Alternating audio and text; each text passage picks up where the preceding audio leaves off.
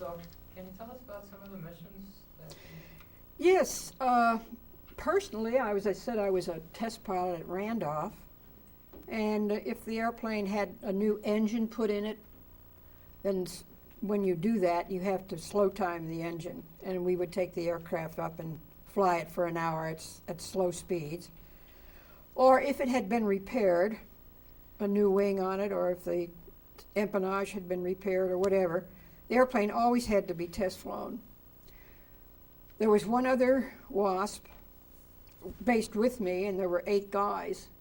But we did most of the flying. The fellows, most of them had been in combat and had come back to the States for a little R&R. And they were not as anxious to fly as we were. We were, you know, when you can do something you love and do it for your country at a time of need, there's nothing greater. So you were located where? Randolph Field, San Antonio, Texas. And what is a WASP? Woman Air Force Service Pilot. And this is our logo. Disney Studios provided the logos for most of the various units throughout all branches of the military during the war. And this was our little insignia, a little Fifanella. And she was a good little omen, made sure we got home safely all the time. And here's a photograph. This is a book that's been written about us, Women Air Force Service Pilots. This is a shot of some of the gals that flew I think they were B-24 pilots. And there's a picture of Jackie Cochran. She was our wartime director. She held more altitude, speed, distance records in more aircraft than any pilot, male or female, and I don't think her record will ever be topped. She was a fantastic woman. Where's that picture to your left? This one? Yeah. This is a fine art print. This is me climbing out of a P-40. This is a fine art print of a much larger painting that's part of the official Air Force art collection in the Pentagon. And what the artist tried to show here was the different uniforms. This was a coveralls that we used when we trained. This was our official uniform, flying uniform. This was General Arnold. And this WASP here was Barbara London. She flew, I think, more flights in 3 days than any other pilot had ever flown. I think she delivered four or five aircraft, clear across the United States in a matter of 3 or 4 days. And because of her tremendous ability, they awarded her a special medal for that. But the way we differed, and I think it's important that people understand this, we had no rank. We were all the same because I said we were civil service. So it didn't make any difference whether you were just starting in the program. You didn't get paid any more as the program went on. We got paid about $250 a month. But we had to buy our own uniforms, and when we were in training, we had to pay for our own room and board, and we had no insurance on our lives. 38 WASP died in the line of duty, and their families never received a copper penny. A terrible injustice to one of the most successful pioneering programs in military aviation history. So, back in those days, how much was 250? How much was 250? Well, that wasn't very much. It was almost comparable to what a second lieutenant would get. And what does a second lieutenant do, or what's their job? They're an officer, right? You're kidding me. Not me, but A second lieutenant could be doing many things in the Army. Rank does not tell you what his specialty is, but you get paid by your rank. That's right, I forget, you're not military. Yeah, you gotta also think this is for high school students, so a lot of them don't. Well, they know very well that a general makes more than a second lieutenant. There's a second lieutenant, first lieutenant, captain, major, lieutenant colonel, colonel, brigadier general, major general, lieutenant general. And the higher up you go, the more money you make. So you were comparable to a second lieutenant as far as pay, Part pay. but you think you should have been higher ranked? Or Well, I think the difference is that we had no insurance on our lives. Anybody going in the military today, their lives are insured. We had none. And my point being that when it made no difference how long we did this. Our program lasted 2 years. We didn't make any more money at the end of 2 years than we did in the beginning. Where if it had been in the military, as you progressed and you get into a higher rank or a higher specialty, you make more money. So there were a lot of inequities in the program. Now, after the war, Mm-hmm. what did you do? I became a commercial pilot and a flight instructor. I taught flying for a number of years back in Westchester County Airport, White Plains, New York. I then started I had my own television show.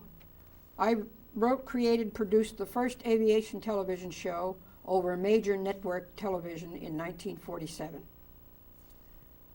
Aviation program.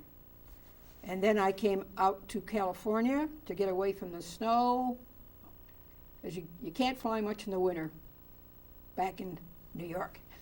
Those snows get to be pretty high, and the wind's blowing all the time, and not too many people come out to the airport to fly. But I flew all types of aircraft as an instructor. I was not only a flight instructor, I was also head of the instrument flight training program at that airport.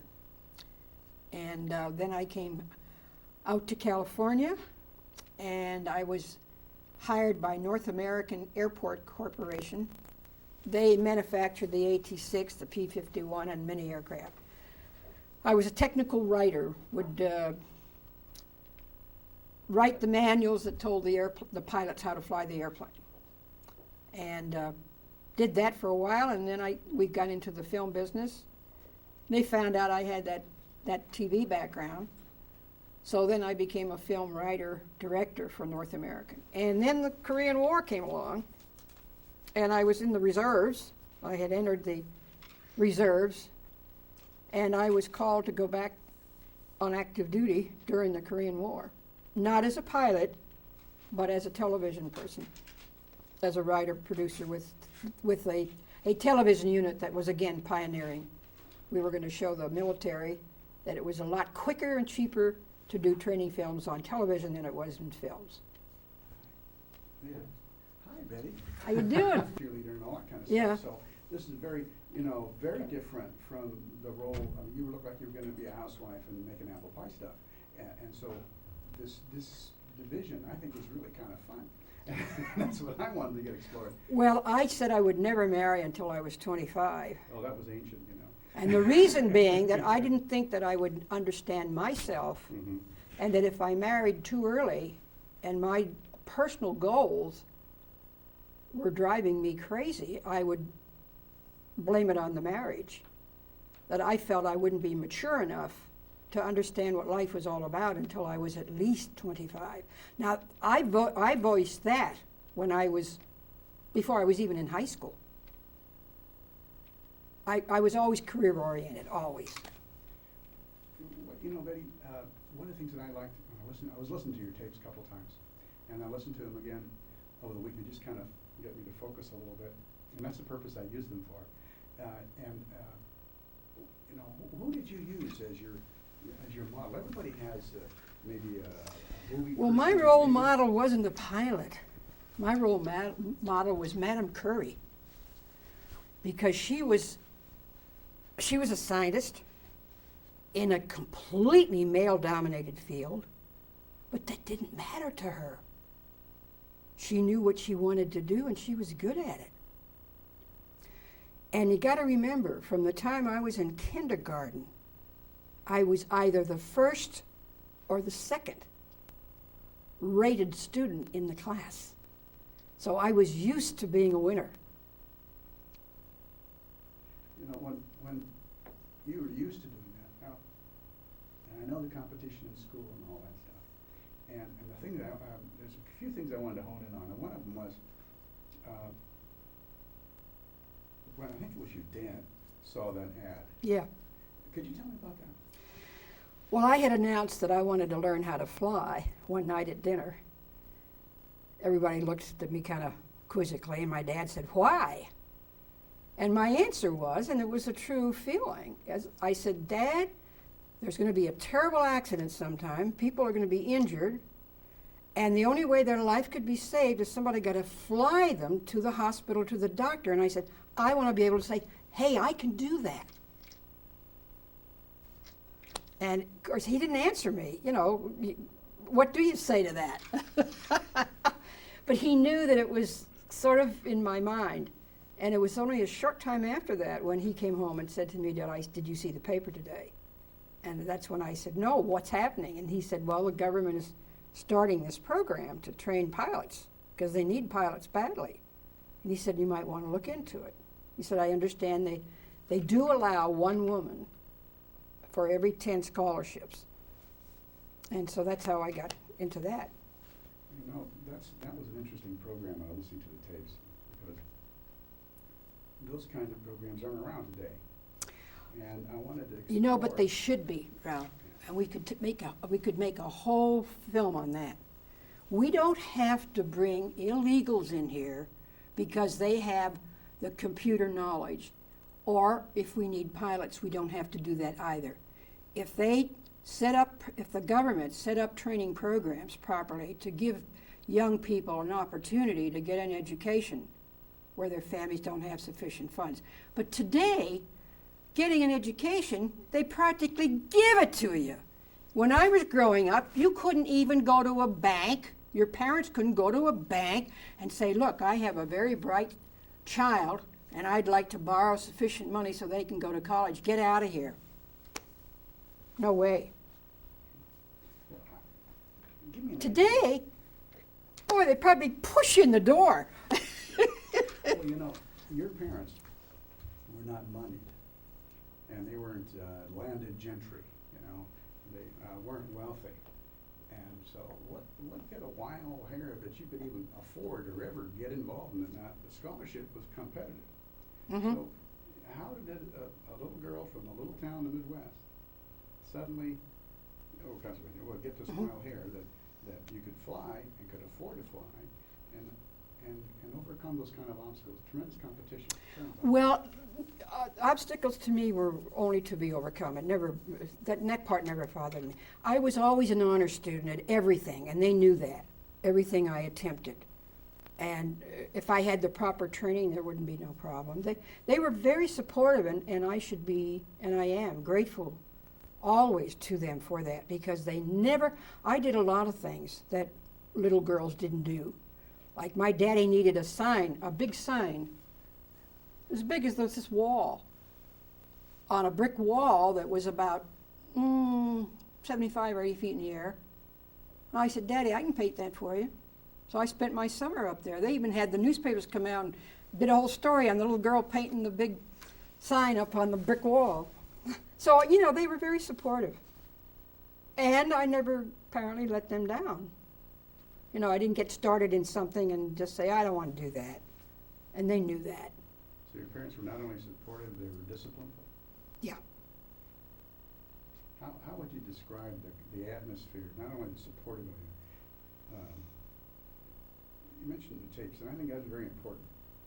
How a young girl in the era in which you went to school, very different than today. True. How would you describe that atmosphere of young girls and the roles they normally play, and how your family helped you get that wish you wanted? Well, I don't know. All I know is that I never envisioned anything but a career. Most young gals, when they get through high school, they start looking around for a husband. That was never my goal. My goal was to be educated, and if I got married, it would be later in life, after I had assumed a certain degree of responsibility for my own life, and I always felt that I would rather be involved in something. And I never fashioned myself as a housewife. Never. I would have. I was very much in love with a young man, but he had a career and I had a career. And unfortunately, he was killed during the war. I want to get into that in a second, but I don't want, just a little thought I want to get into right here, in one portion where you are a young lady learning to fly. You answered this ad in the paper. What happened at that point, and the ground school and flying and competition? I think that's really important, and how the guys treated you. And how you Well, when treated the program started, you had to go to school and learn all the subjects: meteorology, engines, theory of flight, et cetera, and it was conducted at a university, Bucknell Junior College. And women could apply and go through the school. There were only about 5 that started, and there were about 50 guys. Well, now the guys stayed in, but every week there'd be another gal drop out until there was just moi and 50 guys. And one guy came up to me and he said, "Are you still here?" I said, I thought, that's a strange question, obviously. I said, "Yes, shouldn't I be?" And he said, "Well, you know, this is a very difficult course." And I said, "Oh." He said, when they get around to testing us, he said, the scholarships, etc., he said the averages are like 98.5, 98.6, 98. I said, "How do you know that?" He said, "Well, I've already taken the course once." I said, "Oh, they allow you to come in the second time?" And he said, "Well, yeah, as long as you don't get past the age limit." I said, "Oh, that's interesting." So the next class, I went to Mr. Bailey, who was our instructor. He had been a West Point instructor. And I said, "Mr. Bailey, I think I'm going to drop out of this." I said, "I can't compete with these guys. They've already taken these exams. They probably know all the questions and the answers by heart." Oh, and he said, "Betty, you're 3/4 of the way through. Why would you stop now?" He said, "I just have a feeling about you." He said, "Stay with it." So when we had to take all the subjects over a period of 3 or 4 months, but we couldn't be tested on any of them until one day, one Saturday, they tested us. We were in class all day, testing on every subject. And when 2 weeks later, when we came in and they announced the winners of the scholarships, this chap who was so vocal to me was not among the top 10. And when he approached me, he was frothing at the mouth. It was unbelievable. And I what could I say to him? I couldn't say to him, "You should have studied better," which he probably should have. Maybe he would have been one of the 10. But he was afraid now he was going to be drafted, you see, because he was over age. He couldn't go through this the 3rd time. Now, tell me the atmosphere among the men. Now, this was, give me the year and what was going on in the world regarding the draft, things like that. Well, this was 1941. The first landings I made were in snow, on skis, because that was in the winter, because I started to learn how to fly in the winter, and I got my license in June of 41. The guys I never had any trouble with that. They always accepted me as sort of one of them. I never had any trouble with, I don't know what you'd expect, but there was none of that. I never noticed it. They were always very supportive, just as loose with their compliments as if I'd been one of the guys. What was happening regarding the draft and how men in the community were being drafted, and what was going on in the world about that time? Well, we know what was going on in Europe and all over the place. And like as I say, on a Saturday night, you'd hardly ever see a guy. The girls would get together and they'd go to the movies or something like that. I was studying art at the same time because that was my passion as well. And I couldn't fly anymore after Pearl Harbor because of, as I was saying earlier, because they wouldn't allow any general aviation 500 miles inland from both coasts, so that if anything showed up on the radar screen, other than the airlines, it would be the enemy. So everybody's general aviation flying was curtailed unless they went inland.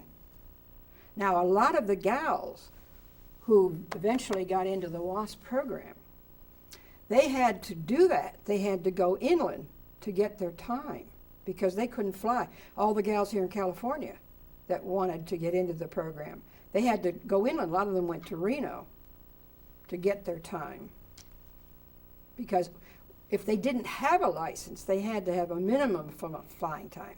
Now that's where our program differed.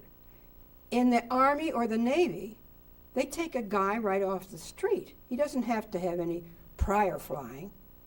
But our contribution was because we were already pilots, and they needed pilots. So that was our contribution. And that was the reason why our program was successful and the reason why it was needed. Now, did you already ask the question about how many were at the peak and how many were at the very beginning in the Wasp?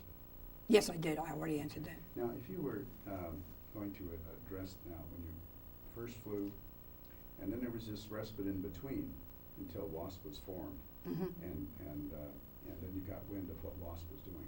Well, you see, I became an airline stewardess right away. So I was in the air, not in the cockpit, but in the air. And then I was only a stewardess for 6 months when the military, as I explained, military came to the airlines to establish these schools, and they sent me to Northeast Airlines Pilot Training School. So you see, every career move I made was going up the ladder.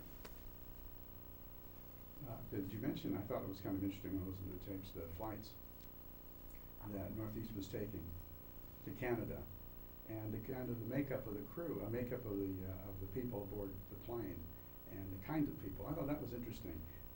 Quite a contrast. Well, all airlines at that time were DC-3s, 21 passengers, pilot, co-pilot. But because we flew from the United States into Canada, one of the additional responsibilities we had was that we had to interview every one of those 21 passengers because they had to fill out the forms if they purchased any products. If they were going into Canada and they'd purchase products here, that had to be stated on the declaration, or vice versa, come from Canada coming into the States. So we were busy. We had to interview every single passenger. I had one experience, if you want to hear about it. The weather in the United States flows from the West Coast across the country and then goes out over Nova Scotia, out that way. It was August of 42. We were flying from LaGuardia up to Montreal to Dorval Airport. Because of the war, you could not open the curtains on the airplane until we passed the Portchester fan marker. And the reason was they didn't want anybody taking aerial shots of New York City. It was a hot day and there was a violent storm. The aircraft was hit by a bolt of lightning. And we lost 1,000 feet, just like that. It literally picked me up bodily, and I sailed about 3 rows from the flight station down the aisle and landed in a passenger's lap. And of course, papers were all over the place and picked myself up. But what that did, the bolt of lightning, it affected my one ear. And every single person, including the co-pilot on that flight, was sick, thrown up. There were 2 burp cups under every seat, and when we landed in Montreal, 42 of those things were filled. And the guy on the ground said to me, "Good God, who died?" It was pretty rough. I'll never forget that flight. Never. So that was quite an experience. That was quite a flight. Now, when Wasp was formed, did we cover the area when you first got into Wasp? Well, what in particular did you? Well, what I wanted to do is, how was the process now? Because you had to be the national recruitment program was going on, publicity, and this was very different to enlist women. So there was the one or two women who put this together. Could you talk about that? Yeah, Jackie Cochran was the primary mover. I showed her picture. She had that concept and went to Franklin Roosevelt with the idea, and he was the whole idea of women being in a military cockpit. He didn't think that was a good idea, but of course Mrs. Roosevelt did. Now Jackie knew there were 3,000 licensed women pilots at that time. And when she put out the word, not every gal followed, because not every gal was as passionate about flying, perhaps, as those of us that were. And there were 25,000 women, some from Canada, some from South America, that tried to get into the program. But you had to be a United States citizen. There were 1,830 who qualified. And in addition to having flight time, passing a physical, being at least a high school graduate, being a citizen, you had to pass a personal interview by either Cochran herself or one member of her staff. And when you passed all of that, then you went into training. And the training was 7 months, 210 hours of flying, and comparable, where you learned how to fly the military way. Could you contrast the difference between your flight instructor landing on skis in the snow versus the military's flying and training? Well, some of those guys who were instructors at Avenger Field, some of them were I don't know what their personal problem was. Maybe they wanted to be over in Europe fighting the war, I don't know. But I remember the very first day our instructor looked at us. He brought us out to look at this. Now, this doesn't look very big here, but it's pretty, and it wasn't this color, of course, it was silver. And there were 7 or 8 of us, and he looked around at us and he said, "Well, half of you'll be gone in a couple of weeks." Well, that's very encouraging. He was not a good instructor. Later on in life, when I became an instructor, then I could compare his behavior, his attitude toward us was so wrong. And in many cases, he ate those words, because once we started to fly and they realized that how dedicated we were, they became very supportive. Even to this day, our post-war continuing organization, and we have one, a very tightly knit one, a lot of those instructors keep in touch with us, still to this day. That's great. And when you were flying, what was the first task? Because your first, we always remember the first of anything we do. What was your first assignment? Now, you were Wasp, you passed the deal, so I was going to ask, before you became Wasp, you had to go through the interview process. That was the final hurdle, as I recall. Can you remember any of the questions that kind of stood out in your memory in that interview process, and how you reacted? You mean after we graduated? Yes, when you were interviewed. Well, we didn't know what. There was one other gal that was assigned to Randolph with me, but we did not know what we were going to do. But we had been instructed in military protocol, how to address the military, etc. And we started by introducing ourselves to the commanding general. And I still, to this day, I thought his question was so naive. When he said, "So you like to fly?" Now here you are, you've been through 7 months of very rigid training. You've got those silver wings, And now you've been assigned here, Randolph at that time was the West Point of the Air, a most prestigious assignment. But he didn't ask us the kind of questions I expected he would ask. You know, he asked us, I think, stupid questions. You know, would you say to a gunner, "Oh, you like this, huh?" Obviously, we liked it, or we wouldn't be there, right? It took us until 3 o'clock in the afternoon of that day before we ever knew what we were going to do. And I was thrilled when I found out I wasn't going to be an instructor, because I wanted to learn more. And when I found out that we were going to be assigned to emergency engineering, boy, the light lit. I thought, boy, I'm going to learn more about flying in that position than I ever would in doing just flying airplanes back and forth. That didn't appeal to me too much. And then after I was there a while, they called me and they said, we want you to go to B-25 school.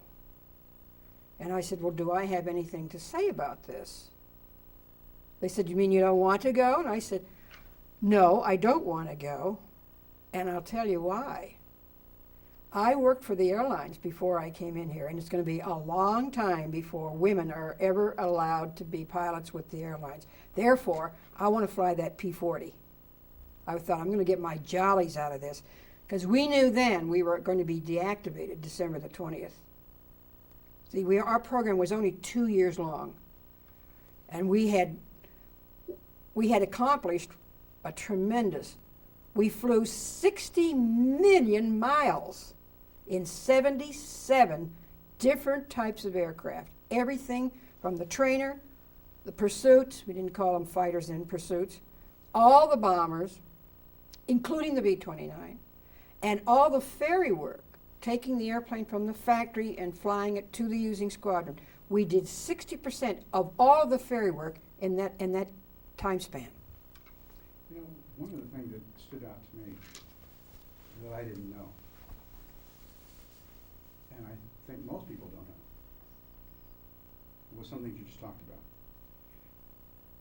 And when we talk about the kinds of aircraft we see in the movies, and the John Waynes and the Tyrone Powers flying those things, okay? All right, those are the classic examples Oh, yeah, that we see. sure. All right. Could you, using that old Stearman, pull it up and give me an example of what a P-38 would be like in comparison, or a P-40? Well, you've got higher horsepower. Oh, yeah, well, could you kind of hold it up just so someone who, if you were going to explain it, and you were holding it up. I thought I might have some of the Is there other anything? airplanes, but I So if didn't. you were holding it up and you'd say, well, a P-40 is this much longer, this much, had this much more horsepower, flew this much, that kind of thing, it wouldn't have to be a picture of it, but even describing against that Stearman. Well, yeah, it would be, well, first of all, it wouldn't be an open cockpit like this. And you wouldn't have two wings. It would be longer, sleeker. And depending on what the particular aircraft is designed for, a bomber is fat and cumbersome when you compare it to a fighter. That's why I wanted to fly the fighter, because I felt I had more maneuverability. And but today, when you've got jets, I think people have asked me that what I think the difference is. The difference is that your decisions have to be made so much quicker today, and you have to be very sure of what that airplane can do and how you can control it, and your decisions have to be pretty on the mark, because everything is happening so much faster. But one of the joys of flying jets, as compared to what we did, when you have a propeller aircraft, you've got to concern yourself with torque. So every maneuver you make, you have to manipulate that rudder against that torque force. Where with the jet, first time I flew a jet, I opened that throttle off of Burbank here, and I was over Santa Barbara before I could even swallow. It's smooth. You don't have to worry about torque. You know, it's... Most people don't understand what torque means in a propeller. Could you kind of describe that? And, Well, Particularly it's helicopters the action of the aircraft to want to counter, depending on the rotation of the propeller. It will pull, and what you have to do as a pilot is to keep the aircraft going straight, or whatever particular maneuver that you're in. And you know, after I became a commercial pilot and flight instructor, guys used to say, "Boy, they shouldn't do this and they shouldn't do that. They should build these airplanes." And I'd say, "Hey, wait a minute. If they did everything that easy, we wouldn't need a pilot. That's what you're here for. Not every airplane is perfect, and you have to recognize where those little discrepancies are and correct it." Now, if you were going to describe every pilot I've ever spoken to has a particular love for a particular aircraft that they just absolutely loved. Can you tell me about that? Which one was to you? I think every WASP probably would say they pretty much all felt the same way about the AT-6. That was built by North American. It is a beautiful airplane to fly. And, of course, you know, the gals who were checked out in the 17 would probably tell you they love that airplane. Or I know that some of my buddies that flew the P-51, they love the P-51. I don't know. I think it depends upon the gal's individual experience. Those who were faring a lot, I don't think they had time to fall in love with any airplane because they were going from one to another, you know, so many different, like Barbara. I mean, her logbook is unbelievable with the different types of aircraft. And some of these aircraft, before the real hydraulics were all developed and all, took a lot of muscle power. Could you mention that? Well, you know, this was one of the concerns of General Arnold.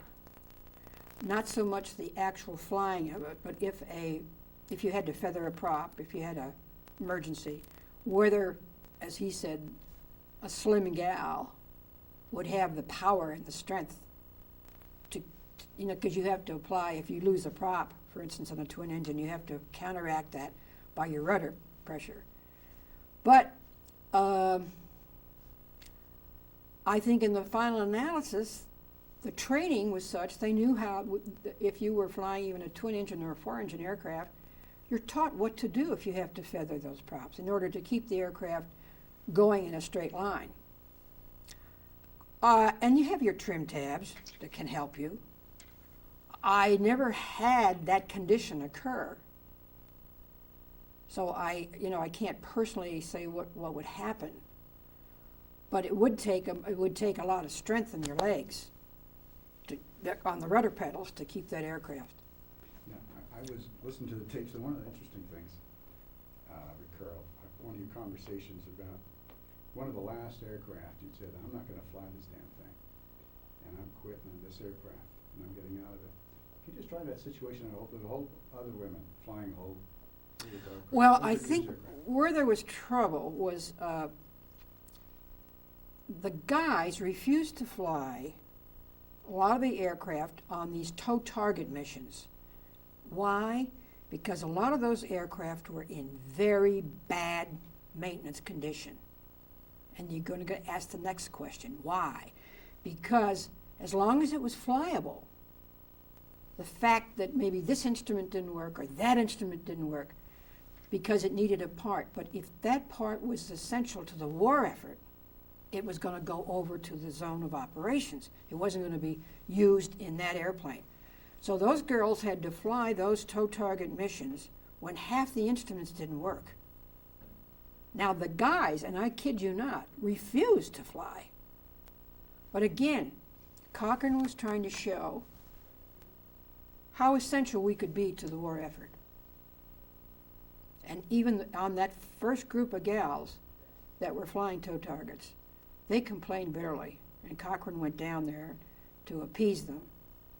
And because they knew some of the gals lost their lives. A tragic accident that comes to my mind is that the canopy was not working right. They knew that, yet she went up. The main reason why, We were doing a job mainly that was done by men. If we refused, we would say, oh, that's because she's a girl. We would never let that happen. So we probably flew many missions where a guy would not fly it, but we were not going to be criticized. So we would extend the extra effort. And in this particular case, when she was coming in for a landing, the airplane caught on fire. She couldn't get out because the canopy was not working right, and she burned alive. They could hear her screams. Not very pleasant. No, and that was non-combatant role, and died as a combatant. And her family didn't even get a penny for her life. Not even workers' compensation in those days. And some of the guys, even on the caskets, pulled the flag off. That's pretty lousy. Can you imagine that happening today?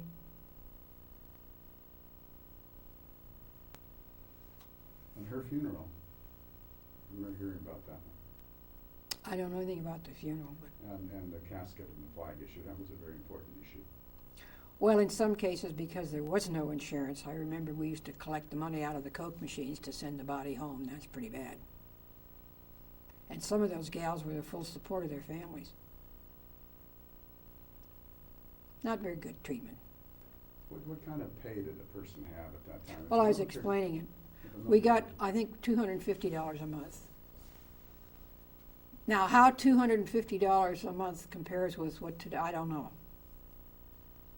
But the difference is, as far as I'm concerned, is you take somebody like Barbara, who, in the military, when you go in on the ground floor, you're a second Louis. As you become more proficient, you get promoted and your pay goes up. We got the same pay, period. Didn't make any difference. How good, bad, or indifferent you were, or how effective you were, you still got the same amount of money. And you also had That's why Cochran wanted us in the military, so that we would have the advantage of having an incentive to do these things. Our incentive was merely because we loved to fly. And you couldn't even buy that kind of time. You know, that was the challenge, to fly those aircraft.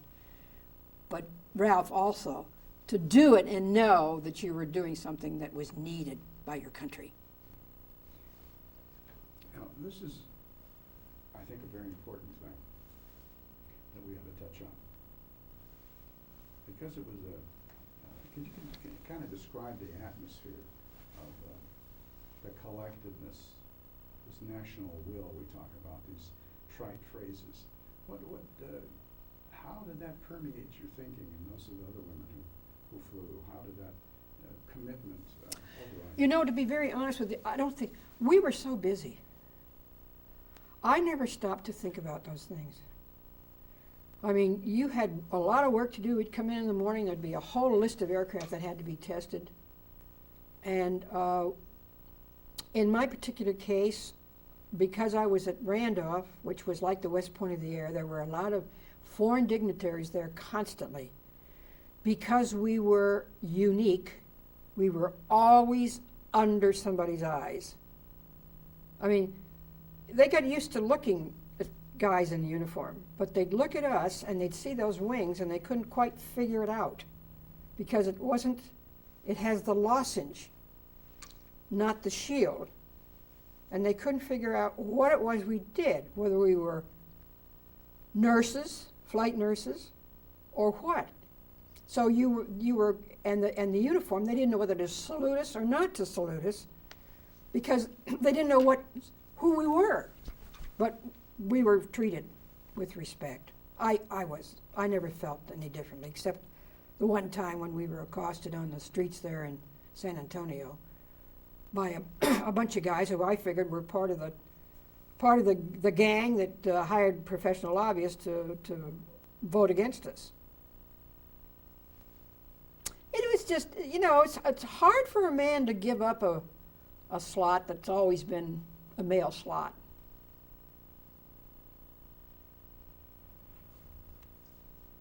Do we have a little time?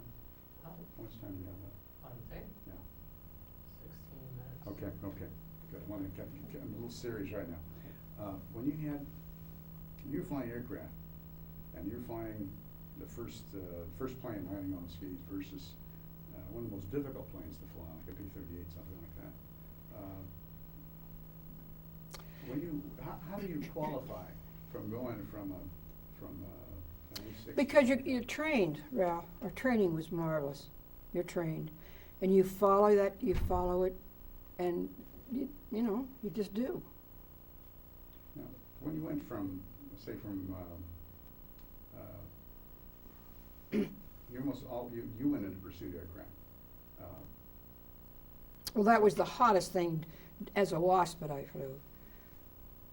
But after that, when I became a commercial pilot and a flight instructor, I honestly felt I knew more about flying, I learned more about flying in that profession than I ever had before, because you were trying to teach somebody else how to do it. And there were other factors involved. There were personality factors, there was emotional factors, and part of getting your license as an instructor, you're questioned on that. You have to learn how to handle people, and you observe different things. If the throttle is soaking wet after a student gets through the lesson, you know that they've got a problem. Or if they can't relax, or if they don't pay attention to what you tell them, and they start to figure out things by themselves, and they get in trouble, and you have to be calm with them. Now, this is one of the things that was a difference. The first instructor that I had in the Wasp program should never have been an instructor. He used foul language. When the wing wasn't where he wanted it, he couldn't tell you move it up or move it down. He had to swear at you. Get the GD wing down, or this, that, and everything. Well, he didn't last very long. Now, I learned, but when I became an instructor, that's no way. You don't scream at people when they're trying to absorb what you're teaching them. You talk quietly. When I got rid of him, or let's say he got rid of us because of his faulty instruction, my next instructor was a Southern gentleman, and he was as soft-spoken as you can imagine. And when he wanted me to put a little more pressure on the rudder, instead of screaming at me, he'd put his hand down and just push a little more on my foot. That told me more what I needed than if somebody had been screaming at me. He was marvelous. So much so that I finished that phase of flying, and I had, I don't know how many, 10 or 15 hours. In other words, he should have had to keep me for an additional 10 or 15 hours, but I was so far ahead that I finished that phase, and I still had all this time. So he said to me, "What do you want to do?" And I said, "I want you to teach me acrobatics," which we didn't have to learn. You only have to learn acrobatics when you're going to be in combat. Now, tell me what acrobatics is. Most people think, well, maybe the carnival acrobatics. What is it, aviation acrobatics? And what's the difference? I mean, this is not what a plane's Well, when you're in combat and you've got an enemy on your tail, you've got to outmaneuver him. That's what acrobatics are all about. You've got to be able to handle that aircraft to avoid getting in his crosshairs. Now, that's different than you going to an air show where you're seeing a stunt pilot perform. That's totally different.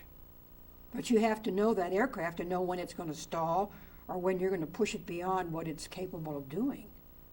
But you still have to be able to maneuver so that you can get out of the target spot for the enemy pursuing you. When you began to learn some of the things that these aircraft could do and some of the things that you could do, you start comparing. I always like to take compare and contrast type stuff.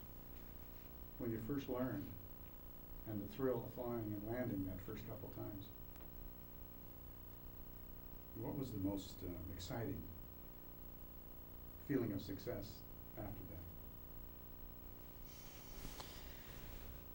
Well, each time you took an airplane up, your conditions changed.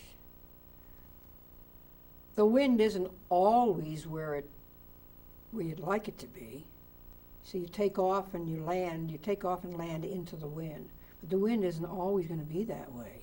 Sometimes you have to land and the wind's coming at you from this direction. So that automatically sets up a different parameter. You have to be able to counteract for that and still make a good landing. So each landing is they say, you know, if you can walk away from it, it's a good landing. But if you have any pride, you want to be able to land that thing and not bounce at all, bring it in as smoothly as you possibly can. But every landing is different because of the wind conditions. Can you describe one of those that was one of the most harrowing that you survived, and because of the skill you had? Well, I remember one time coming in at night in an AT-6 at Randolph, and my oil line broke, and the entire windshield was black. And there had been a bad storm, and the radio was cracking all over. You could hardly get a signal. You could hardly hear any announcements. It was just crash, crash, bang. But I had the field in sight, so I knew I was okay, and I was coming in on the final approach when the oil line broke. Now, the only way I could see, if I was lined up with the runway, was to stick my head out. And of course, you know, with the oil splashing all over the place. I finally landed fine and didn't have any problem, but I was so tired, and it was nighttime, and there wasn't a thing on the base open. I couldn't buy a hot dog, I couldn't get a hamburger, couldn't get a carton of milk, anything. So and there were no Jeeps around. I had to, from where I parked the airplane, I had to walk about a mile with a parachute on my back. And when I got to the cot in the little building, I looked to see if there was any food. And there was about that much rum in a bottle up on a shelf. So that was my dinner. I didn't even have anything to drink with it. But took a hot shower and I couldn't even tell anybody what had happened because there wasn't anybody there, you know, until the next morning. Some of the other gals came in. Now, this program was 2 years long. Mm-hmm. 42. From 42 to end of 44. And the war changed at that time. Right. And that's one of The war wasn't over yet. That's what upset us. The fact that we were disbanded, just primarily said, gee, goodbye. Some of the base commanders threw parties, but not all. But the war was still on. And it made you feel, you know, we would have stayed on for nothing. Just to have the joy of being involved in the program and doing something for the war effort. And the things were starting to turn in our direction by the end of 44. And that was the Battle of Bulge and that last Right. thrust. A lot of people in flight training who were suddenly put in the infantry training felt that the war might go on in a couple of years. And that's about the time that the Wasp was disbanded. Right. What happened immediately after that? How did that affect you? And what? We formed a post-war continuing organization immediately. We knew in October that we were going to be disbanded in 5 days before Christmas. And 2 gals had the concept to hold our organization together. And one gal was killed because she got permission to get a 6 and to fly to as many bases as she could to tell the gals about the fact that we were going to form a post-war. We knew that was an important thing to do because there would never be more of us. We were the only ones, and from that point on, if they had women again, it would be many years later perhaps. But we wanted to stay connected, help each other. Here we were, highly qualified. The government has spent a great deal of money training us, We hope we had contributed quite a bit. The war's still going on. Some of those gals, they came from every walk of life. Nurses, secretaries, mothers, some of them, airline stewardess like I was. You didn't want to go back doing that. And the airlines wouldn't take us. They'd take us as stewardesses, but not as pilots.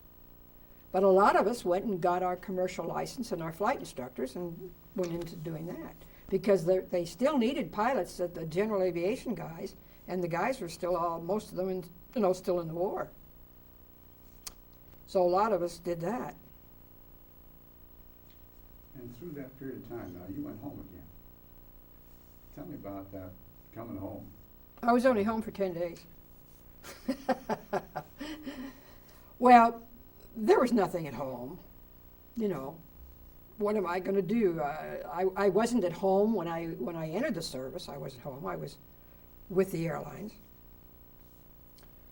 So I worked when we first deactivated. I was very much involved in the organization of the post-war continuing organization. Helped to write the bylaws, worked to do that, until I got a call from a chap who was a civil aeronautics. He knew me when I was with the airlines. And he said, if you can come back to New York, he said, there's a wonderful job here for you. And, of course, I would still be flying. So I went back. And I was not only a commercial pilot and a flight instructor. I was the one gal and 8 guys. But because of my instrument training, I was put in charge of the instrument training, too. And I worked for a very financially secure company. It was a subsidiary of Gulf Oil. And it was at a beautiful airport, Westchester County. All the runways were a mile long. And at that time, Westchester County was the wealthiest county in the United States. So our customers were people who could afford to come on by flying. And we had a contract to train some of the guys that on the GI Bill. They went in to become pilots on the GI Bill. We had a contract for that. We had the distributorship for some of the new general aviation aircraft that was coming out. So I was busy. And what kind of, now at that point, you no longer were still involved in the organization. You're teaching flying and you're flying. Mm-hmm. And the aircraft started to change. Mm-hmm. Tell me about the transition of the kind of planes you were in. Well, when you're a pilot, you have to take transition time in every new aircraft. You don't pop from one to the other. Probably the rounding out my experience was I got to learn to fly seaplanes because we had a distributorship for the Seabee, which was manufactured by Republic, and that was amphibious. So I got rated then on seaplane flying. And that was I love that. I still do. It's a combination of boating and flying, because in order to take off on the water, you have to almost create your own. You have to fly.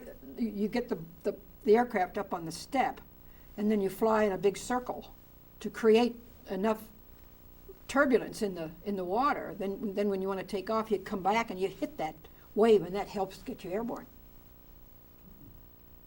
So you don't just get the calmest place and keep going. Well, you do if you've got enough of if you've got a cramped condition. If you're in a little bay, and you don't have a long run, you have to do that in order to get enough to go up. But of course, if you're on a river, I suppose, you could just hold it down long enough until you get up enough speed to take off. So if you were going to compare those seaplanes now, that was a very different transition. Oh, and how? But it was fun. A lot of fun. So, and now you made the transition from Wasp to commercial aviation, Mm-hmm. multi-engines. Mm-hmm. Now, what was the next transition to you? Now, I want to get into this next part. Well, see, what I did when I was teaching flying, one of my students was an executive with a very large advertising agency. And he suggested to me that, he said, you would be marvelous on television. Now, this was 46, black and white, So I put together a whole concept on flying. And because of his expertise in knowing how to get it started, he more or less sponsored me with getting me the right contacts. And so I started in television, had the first aviation network show from over CBS in New York. Yeah, you tell me about. And see, then now I'm getting into a whole different career field. But my aviation background was what made me valuable. Could you tell me about the meeting and then what you prepared for him by the next day? I thought that was very interesting. When he asked you to prepare a scenario program. Oh yeah, I didn't know anything about TV, you know, who did then? And I said, how do you package this? And he said, well, in segments of 13 programs. Well, I couldn't stop thinking about the general public. You see, the one thing is, when I was an airline stewardess, we were taught that every passenger is a guest in your home.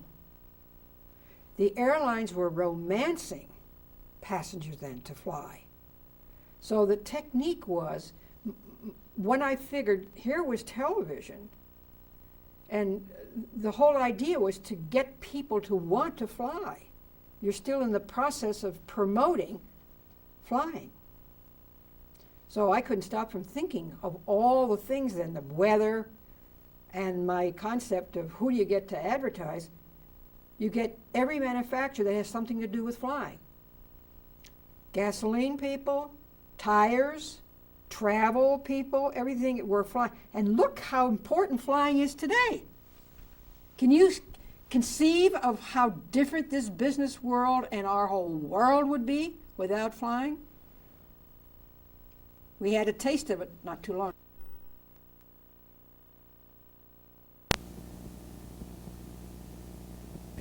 Oh, yeah. You have no way to communicate. Yeah. I think that's an important thing because today we take all these communication things for granted. You know, everybody's got ground-to-air communications and they have GPS and they have all these things. I'd like to contrast that so that what people know, they say, gee, I didn't know that's the way it was. And remember television, no kinescope, remember that. When you started in TV and you started to broadcast and your idea of broadcasting live from an airfield. Now, this is different from in the studio, so could you contrast all that and how you convinced them? Well, when I went to CBS with the idea, they said, well, we have no money to build a set in a studio. They had just lost $1 million trying to perfect color. And I said, this story doesn't need to be in a studio. It should be at an airport. Well, they said, we telecast from the Chrysler Tower.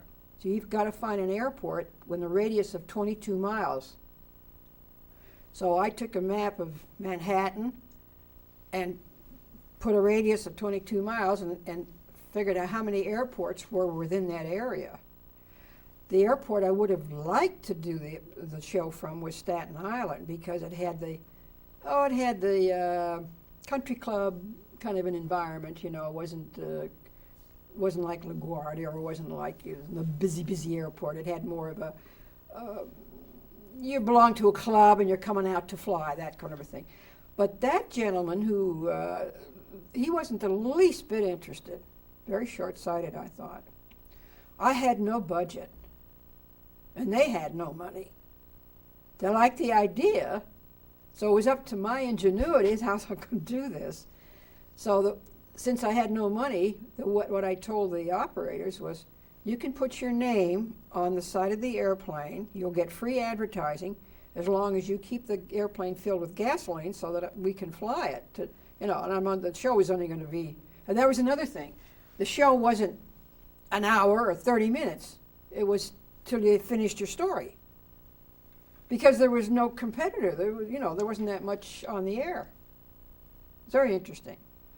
At that time, how many channels and how many stations and how long did it broadcast? Well, now, that show was the first show coaxed from New York all the way up to New England. Coax cable. See, a lot of your shows are bounced from dish to dish. They aren't now because it's satellite. But that's how the whole medium has progressed. So when you did that show, that was live, and you did tell the story was over, and I thought the particular story that I liked that you mentioned was when you were on the ground with the airplane, and you had instructions with your pilot of when you were going to be talking to the audience. Well, the gal that I had as my pilot, she was another Wasp, and we had tremendous rapport. She was also creative. She was an artist. I told her what I was going to do. I was going to teach the 4 fundamentals of flying: glide, straight and level turns, and so forth. And the thing is, she knew what was in my head, and I knew what we had communicated beforehand. And then what I did was I did a split screen. I was on the ground talking about it, and as I spoke, the person watching the show on the other part of the screen could see what was happening with the aircraft.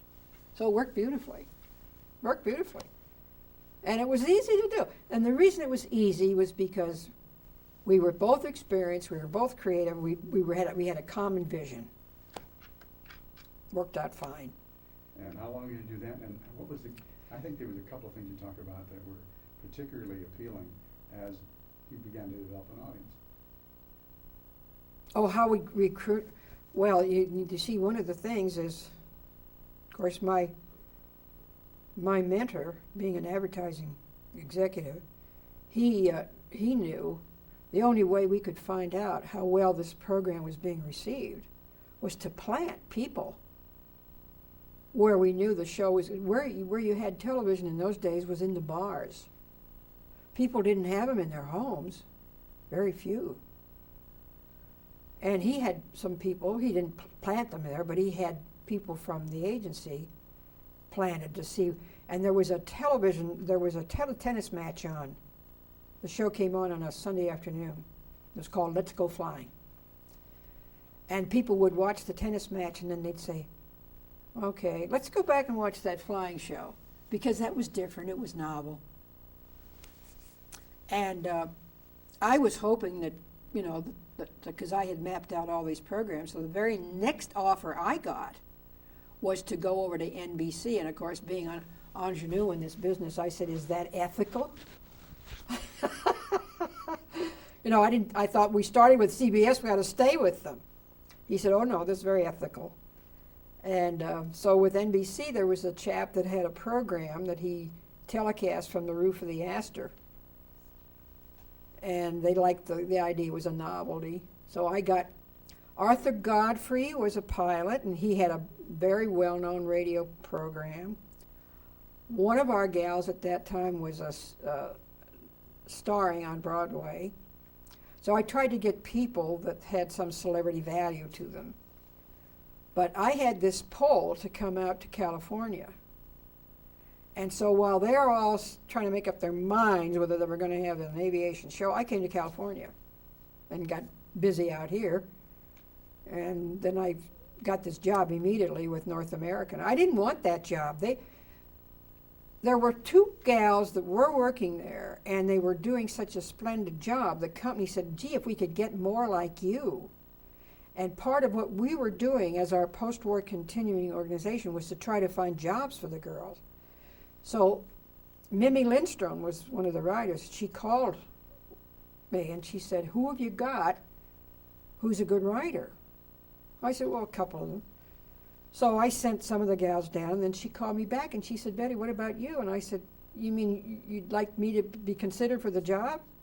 So I said right away, I'm not a college graduate. She said, oh, that doesn't matter. So I went down and they interviewed me, and they took me over the other gals that had college degrees. Now tell me, when you first came out, you told me you didn't have a job and you were typing and putting all that stuff together to get the communications. Tell me about that, because that was kind of financially kind of a low, but it opened up a lot of doors. Could you tell me about that? Well, my work, until I got the job at North American, everything was devoted to building we called it the Order of Fifi. This is Fifi, as I was explaining. We called it the Order of Fifanella, because this is our logo.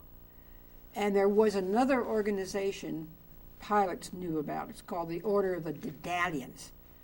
But that was for men only. And I designed the ring, I designed stationery, and we got permission from Disney to use that logo as long as we were only using it to build funds for our organization. But we also had we still do. We have a publication, and I was the editor for about a year. And I did everything, the copy, the art, the layout. But that was when I was back east flying. I did that. And then they elected me president, and I served 2 years in that. The thing is, that organization, people wonder about us. We have, a lot of the gals have died now. We're only about maybe 600 of us still living. But we have our national conferences every 2 years. I have been on a speaking tour more now than I've ever been in my life, because I just came back from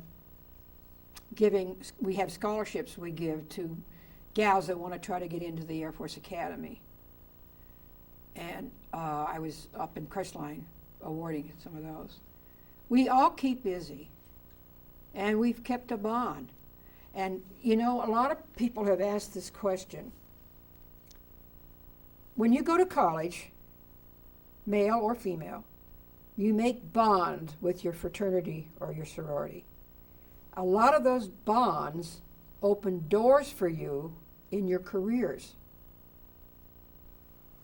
Our bond was stronger because we never knew when we said, "Hi, I'll see you later." And sometimes you didn't see the person later. So the bond in the WASP program was stronger. I mean, today, we kept track of each other, and that's part of the joy, is learning about. A lot of the girls went on, they got married, and they had big families, they went into careers, they became doctors, we had girls who were judges, and they're doctors, they were lawyers, they have their own business, but we all stayed connected.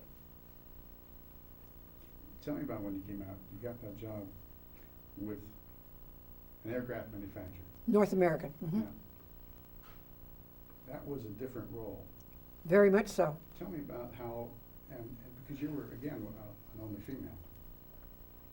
Well, but you see, our knowledge of the military and of aircraft was what equipped us.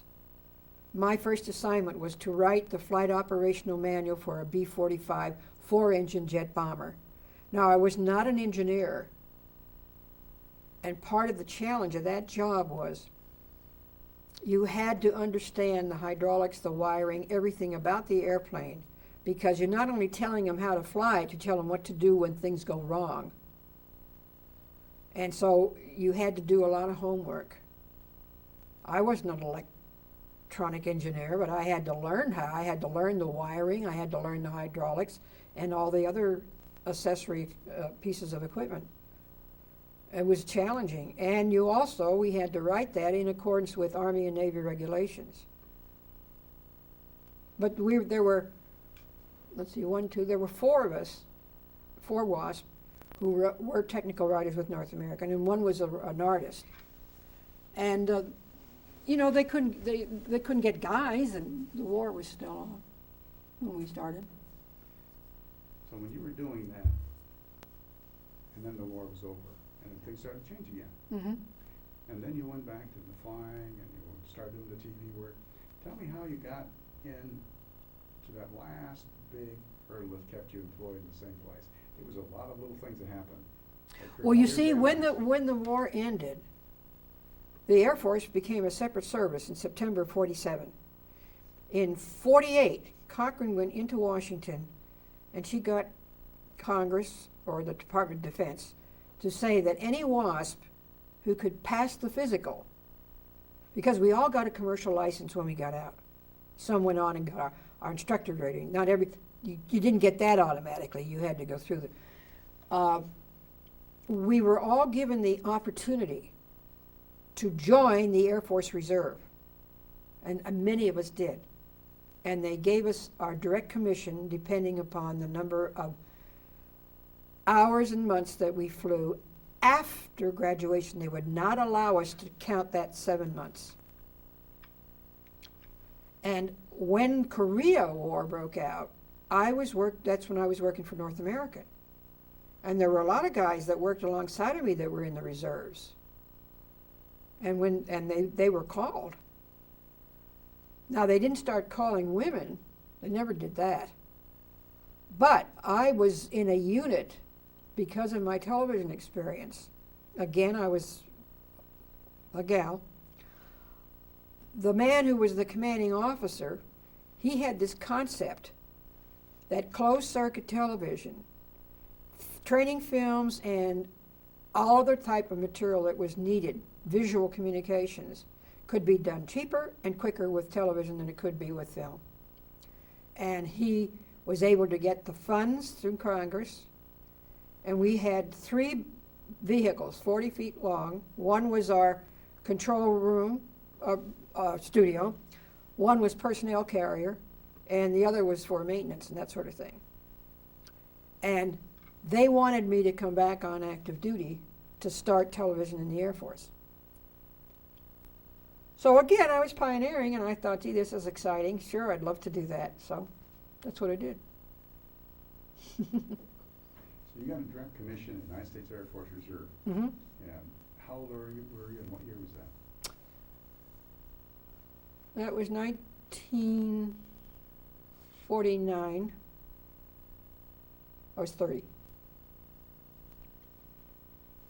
And you were commissioned at what rank?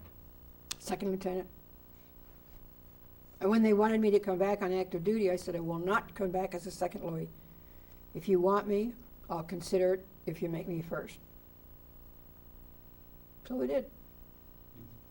Now tell me about this was all done at Van Nuys. Burbank. At Burbank. Tell me about, because you were, just before that, you were also being offered another job. I remember you bought a house and all those kinds of things that occurred. And Well, I didn't buy a house until much later. I think you rented the place, that's what it was. Or at least a place that was in Hollywood or something, as I Mhm. recall. And then you got this other job. Oh, yeah. Fellow who had worked with me at North American called me up and said, I had my own plane at that time, and said, how would you like to come down and work with me? And I said, I'm in the Air Force. I've signed an indefinite status. And he said, well, would you like to be able to fly our airplane? He said, I'd like to have you on, Betty. He said, we have the Convair account. And he said, you could be an account executive with Convair. And he said, you could stay where you are in Hollywood, and you could use your airplane to fly down to San Diego. And he said, it'd be all paid for, business expense, you know. And so I didn't know what to do, but I went to my commanding officer, and because I was on his staff, I was his public relations gal. And he said, boy, if I had an opportunity like that, because they were going to move us out of Hollywood to Florida. And he thought that would be bad for the TV equipment because we were going to be in a high humidity environment. And we wouldn't be close to the industry if we needed parts for our cameras and everything. And so he said, if I had an opportunity like that, I'd take it. So I tossed and turned about that and decided, and Eisenhower had just stated that anybody who had signed an indefinite status could have till the end of July to change their mind. So I got out before the end of July. And I was supposed to start, the Air Force moved me into an apartment over there on Barrington. And I was supposed to start Monday, the new job. Friday, I got a phone call from the man who was the president of the company. Said, we just lost the Convair account. So if you came to work, I don't know what I'd have you do. So there I was, out of the Air Force, out of a job.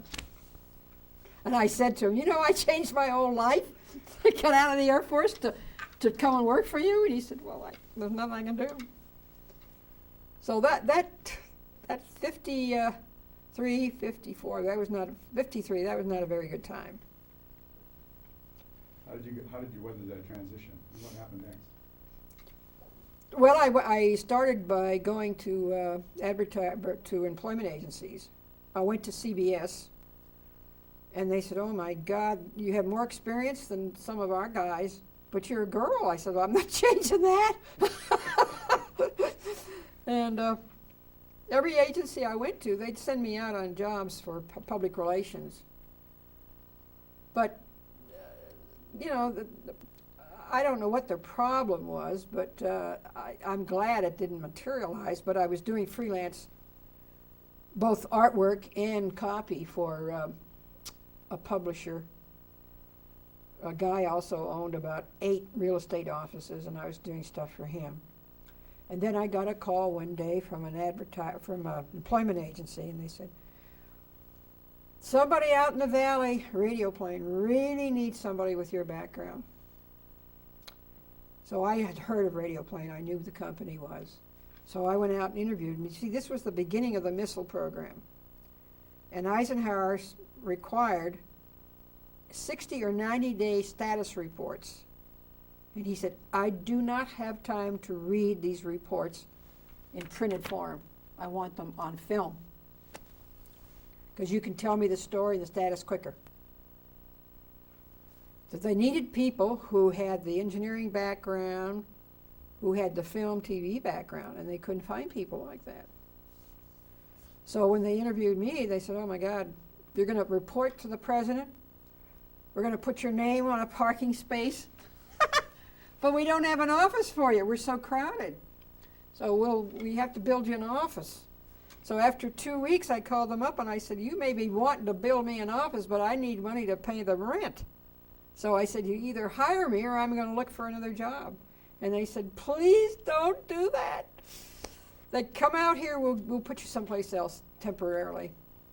So I went out and I said, "Where are you going to put me?" And they said, "Well, we thought you could do pretty good over in contracts because you understand military language and all this."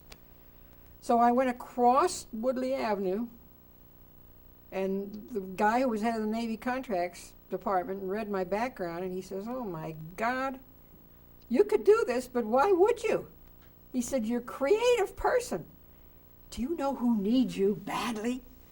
I said, "No, who?" He said, "Lockheed." He said, "The guy that has the responsibility to find people like you is my neighbor, and he's crying over the back fence every day that he can't find anybody to do this." And I said, "You mean to tell me that you're recommending that I go to Lockheed?" I said, "What about," he said, "Well, I won't tell him." He said, "I'll call him right now if you're interested." And I said, "Go ahead, call him." So he called him. His name was Kenny Barnes. And I walked down the street, down Woodley, walked in, and there must have been 10 people there that I had worked with at North American. I said, "I don't know anything about missiles." They said, "Nobody does." So that started my career with Lockheed, and I was there 20 years. But I was only in the missile end of the business for a short while when I went over to the corporate people, and that was more fun because now I was working with airplanes. With missiles, you launch it, you animate what it does when it gets up out of sight. That's it. With airplanes, you have more things to talk about. What did you do at that time with Lockheed? I wrote, directed, and produced their marketing films. With every new plane, they needed a film. They needed brochures. They needed a film.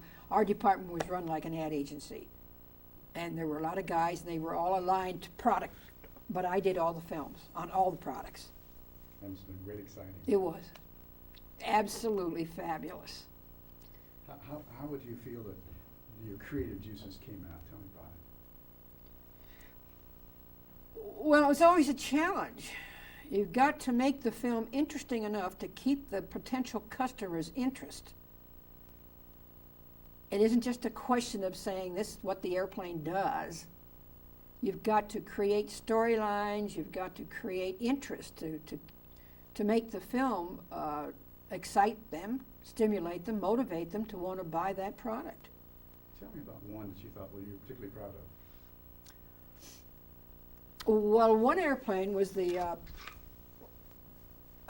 electroprop jet. It was a combination of jet and prop. It was called the Electra. The engineering department, you know, when an airplane, and this was selling the airplane to the airlines, an airline loses money when that airplane is not flying. If there is a part that has to be replaced and it takes hours to replace it, that's lost revenue. The quickest time that you can put that part in and get the airplane flying again, they're going to make more money. So I called the film Pattern for Profit, because the whole concept of that aircraft, from the engineer's point of view, was to design it so that, for instance, I'll give you an example. Let's say the fuel pump went out. The challenge to the engineers, they set up arbitrary time spans, and they designed it to that. In other words, they'd say, well, we want to be able to change that fuel pump in 22 minutes. They would design and design and design until they could do that. Where if an you know, one of the things with your car, many times, the part costs $5, but it takes 4.5, 5 hours of labor to get to it. That's where the cost gets eaten up. So their whole challenge in designing that airplane was to design it with minimum time. They had times down. We want to be able to change this in this time. We want to be able to do this in this time. And they designed and designed and designed until they got to it. So that airplane was a lot of fun to make, because you were proving a point to the advantage of the airline. How did you tell the story? Well, you'd have to see the film. But it was one I was very proud of. I won a lot of awards with that film. And how long were those typical films, and how long did it take you to produce them? Those films were usually, we try to do them in what we call a one reel, or 20 minutes. Because your time span, people won't sit longer than that. Depending on the amount of animation that was in it, or whether you had an original music score, the difference is when you're making a film, well, I often said the joy, I would absolutely go crazy if I could work for a studio where the end product was the film. Not when you're working for industry. The end product is whatever they're producing. The film is, you've got to work around it. And that's what made it very, very difficult. You'd be all set to shoot. I worked on holidays because that's when the rest of the company was not working, which would allow us time to move in and shoot. And that was the toughest part, is working around. You had to work around the guys that were doing their job. You move in with a film crew and everybody stops working. And they couldn't tolerate that. So that was the tough part of that job. And how long, you did this for lovely 20 years. And how many, and that was all with Lockheed? Mm-hmm. I worked for North American 4 years. So plus that's what I did in the Air Force. You see, I stayed active in the Air Force and did the same thing in the Air Force. Now, you have twin roles. So tell me about you had your civilian life. Tell me about that briefly. Now, tell me about the military role as reservist. You know, it was the knowledge I had working for the aerospace industry applied to the military.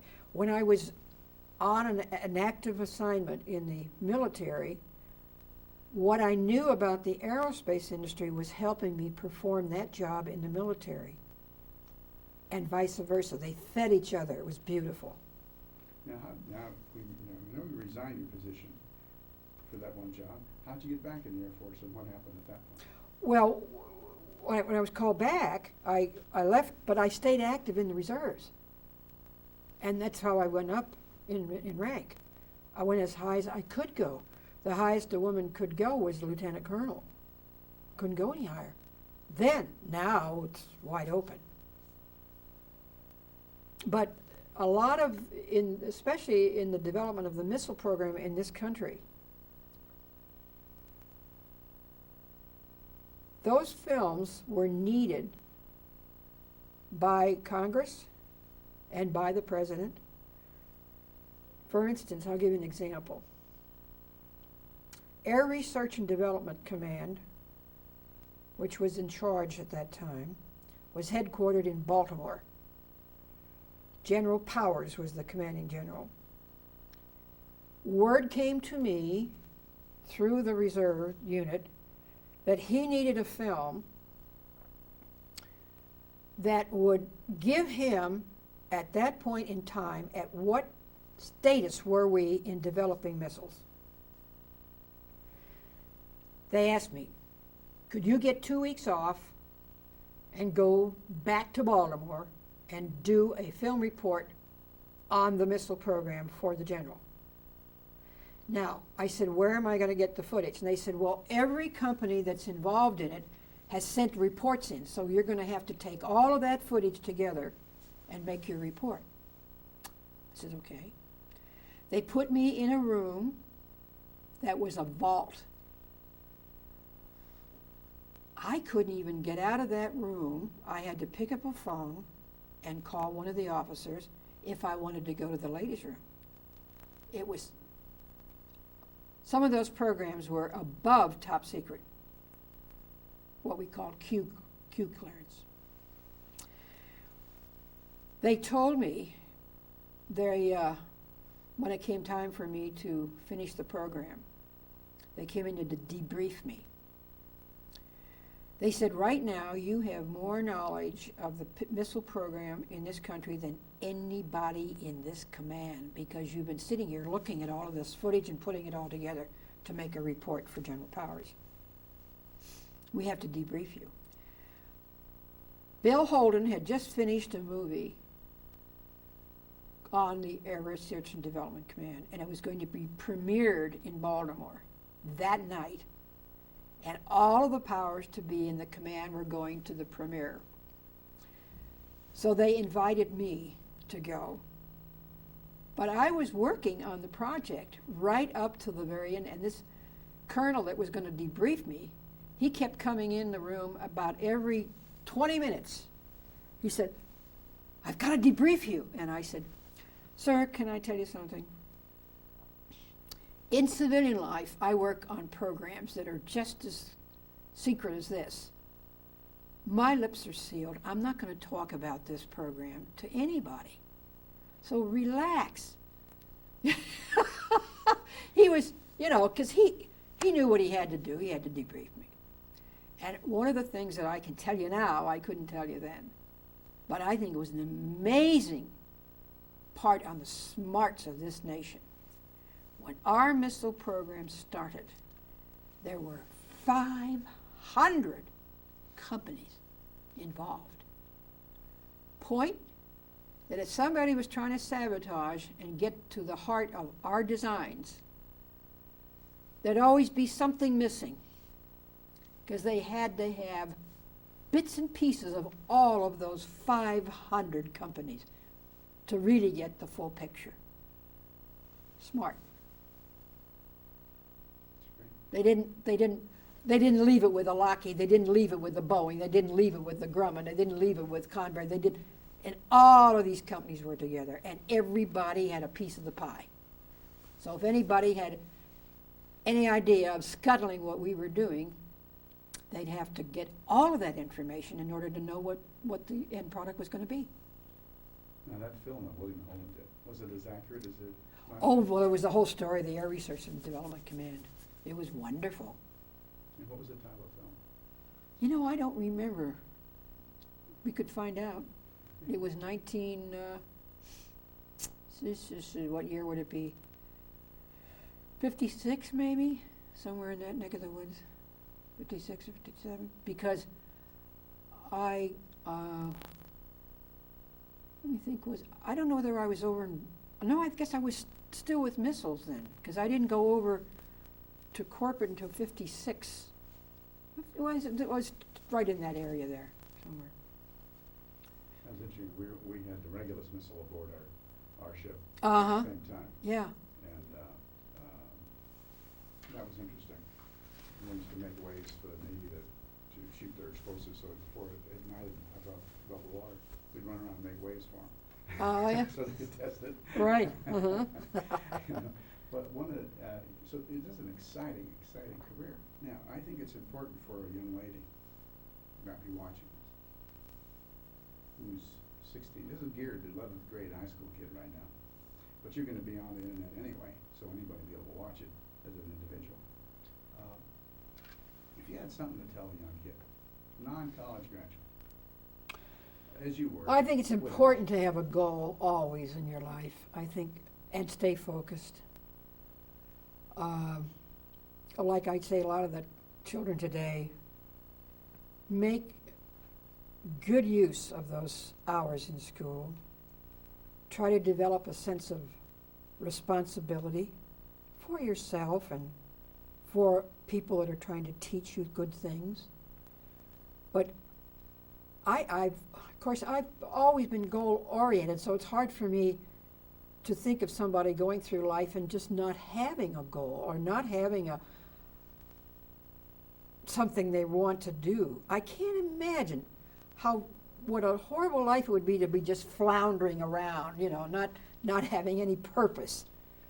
I think it's important, and I think you have to also have respect for property. I think it's appalling today, the lack of respect that youth have. When I see young boys kick public property or graffiti all over it and everything, I can't imagine doing that.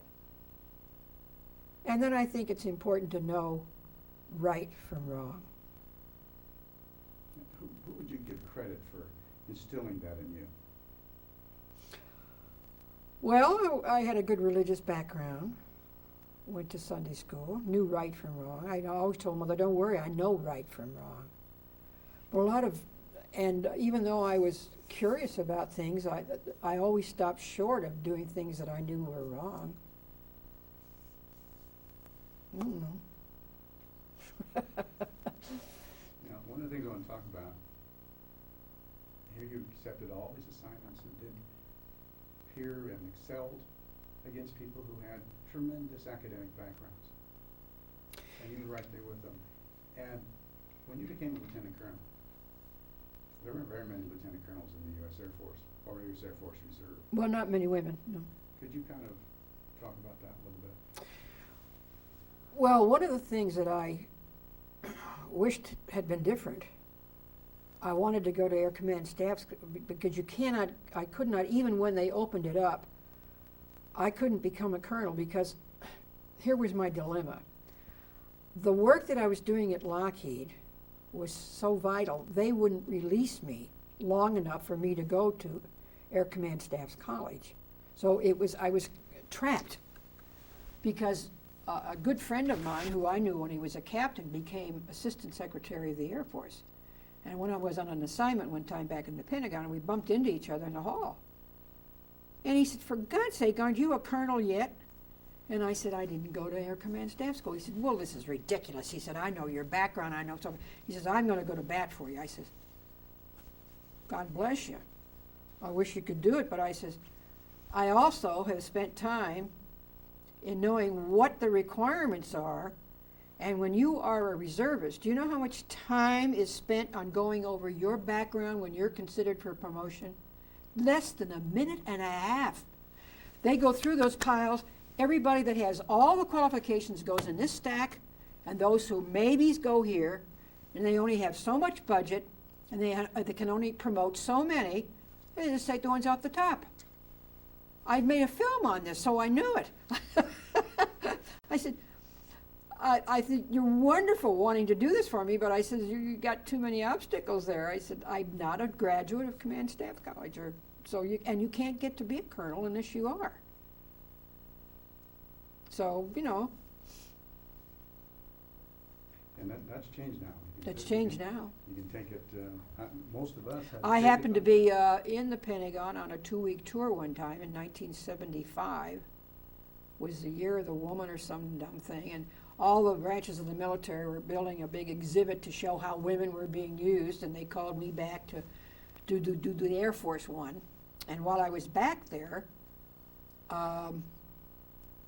Brigadier General, what the heck was her name? She was just made a BG, and she was put number 2 under personnel in the Air Force. And she called me in her office and she said, I don't have a public information officer right now. Would you consider staying on? She said, Betty, I don't know how the reserve works. And I said, well, if you need me and want me, that you can break the rules. I mean, I'll come back on for 2 years if you want me to. But it's an exception to the rule. The most that I could serve in accordance with the rules is 90 days. And so she put me on active duty for 90 days. So I got to learn, and I discovered at that time there was a brigadier general head of the Air Force nurses. She was assistant head of personnel. There were 3 brand new brigadier general women.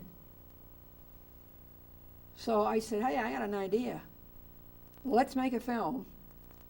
Because the Air Force has they had a constant film they did called Air Force Now. And it was like a monthly report, and it went out to all the troops all over the world. So I got Jimmy Doolittle. To contrast, I said, you've lived through it, General.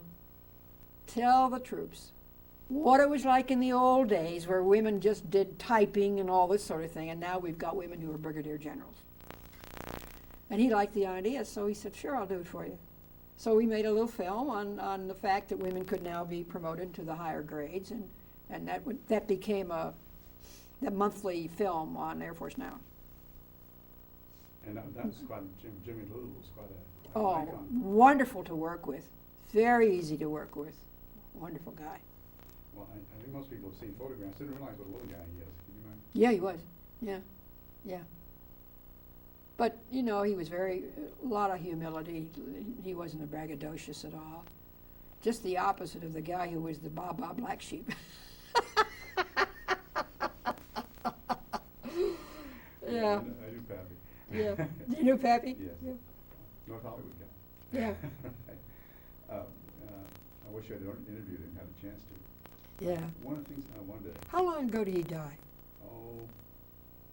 recently, 4 or 5 years. Oh, really? Not long ago. Yeah. Not very long ago. Because you didn't treat his body too well. No. He abused his body. One of the things that we've had, as you began to develop, and you were pretty rarefied air. You know, I guess I was, but I didn't know it. I was just doing my thing, having a ball. And you're talking about having worked for some of the major manufacturers. Yes, developing 2 of the biggest. major contracts, major products. And we look at a photograph there and a photograph of you in that plane. Kind of contrast the world, the way it's changed. Can you kind of look at that young lady and look at the world? I don't think you took a close-up of that, did you? No. I'd like to see that and what the world has changed since that young lady at the, and that was, what kind of plane was that? I was a P-40. I thought it looked like a P-40 canopy. P-40, 1940. 44, November. And who is that young lady? Well, I had just landed the plane. I'm filling out the Form 40, and the photographer came up and he said, we got orders to take pictures of all you gals. And I said, okay. What do you want me to do? And he said, just sit there. So he took the picture. Now, this is a picture that tells a story. This was taken in 1948.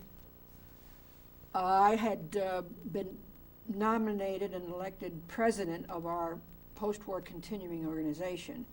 And this was a forest lawn.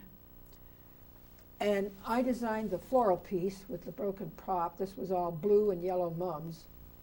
This is Rhonda Fleming. And those are 2 other Wasp. And this was a general.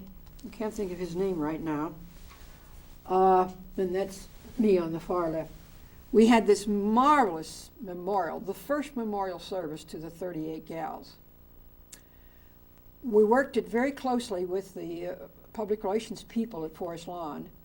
They got the Air National Guard to fly in formation in conjunction with the script, so that in the script, when I said, and as these girls gave their lives, information right over the little Church of the Flowers in Forest Lawn.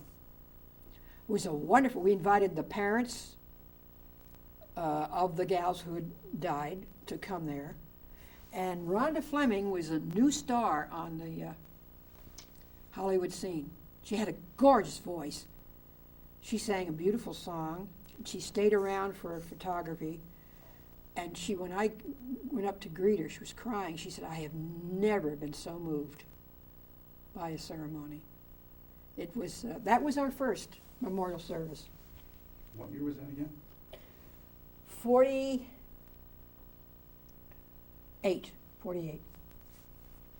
So you were still you were in a Wasp uniform there. Yeah, well, this was our part of our national conference that year. Describe the uniform and the kind of accoutrements as you were there in that P-40.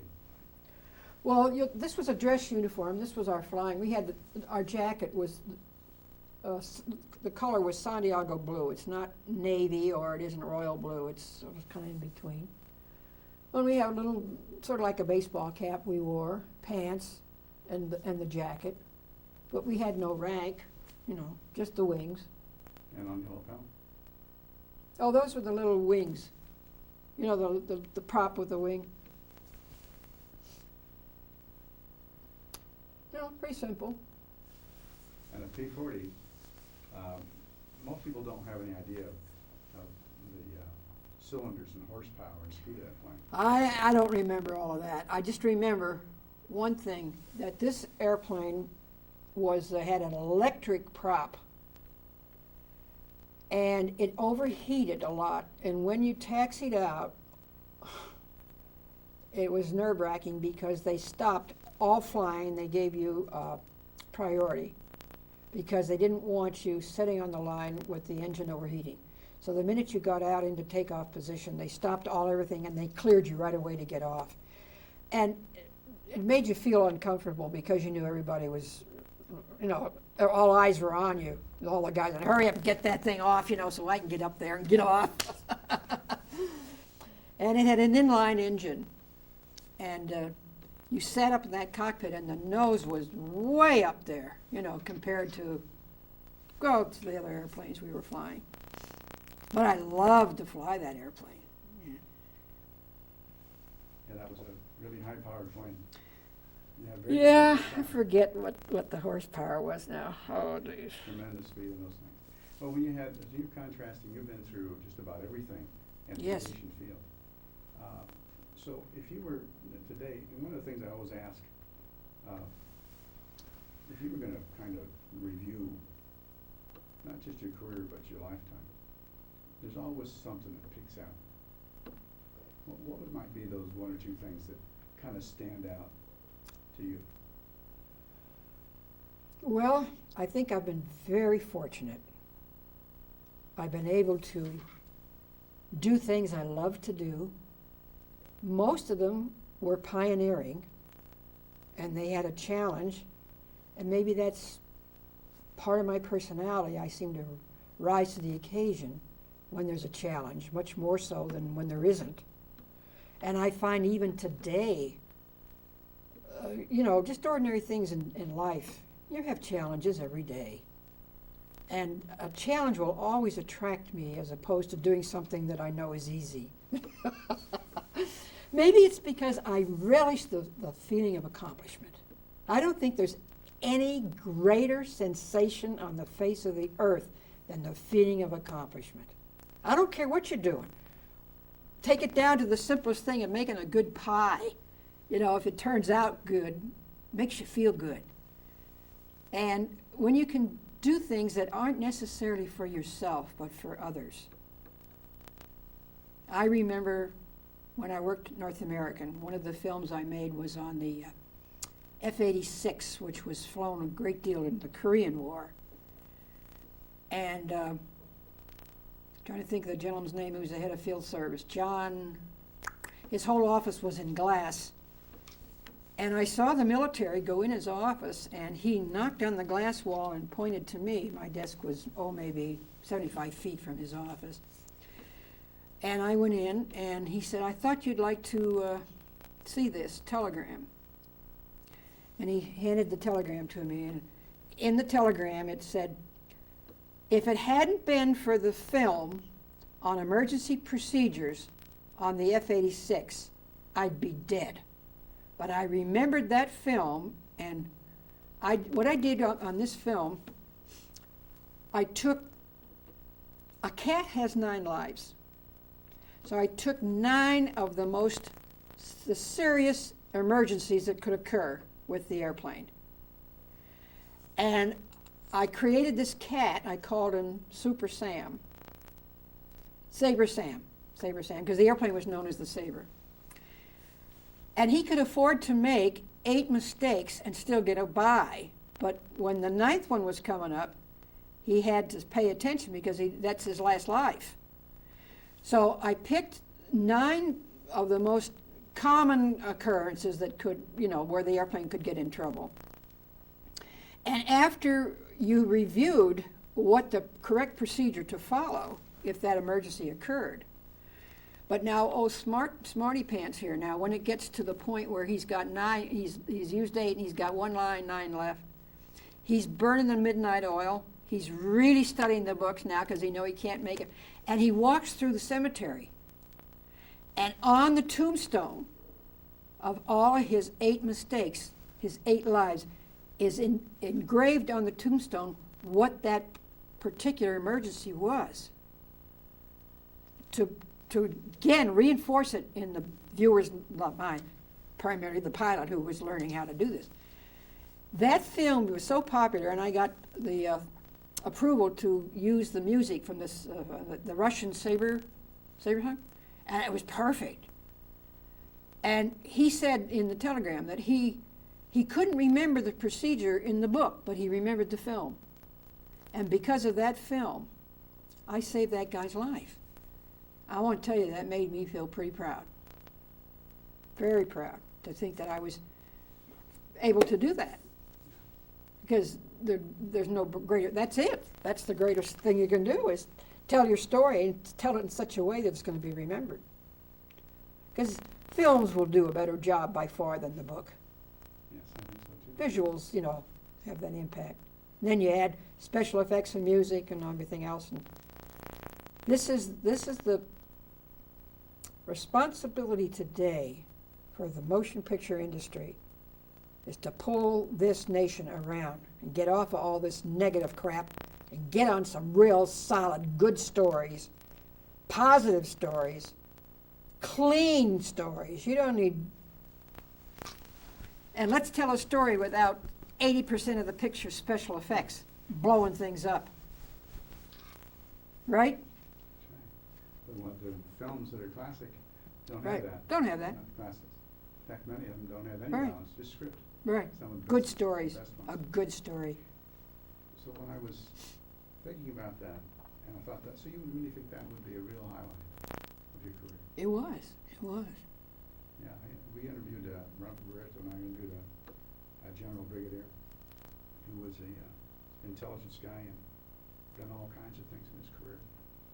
Had all kinds of airborne units and combat units, and I asked him that same question. And he said, freeing 2,100 people from a prison camp, civilians, not losing any lives, that was my... I would think pinnacle so. I would think so. highlight. And so I thought that parallel with what she said. Yeah. And I was really moved. It is, it's not, did we have a chance to describe her? Yeah, we described this stuff. Okay. Yeah, I told about And Fifi. and Fifi. Mhm. Yeah, because I think that's very important. Now you said you're about 600 now that Mhm. are left. Mhm. Wasp. Mhm. And what's going to be your next convention? Next year in October. It's going to be in Tucson. In Tucson. Mhm. So, we, might be, we'll have some money. One of the things, your career has been covered so many grounds and so exciting. And we're trying to bring these capsulated forms to young people, to bring some of the stories and some of those things to the classroom, and using that cutting edge of the internet to get the kids. But it's going to go worldwide.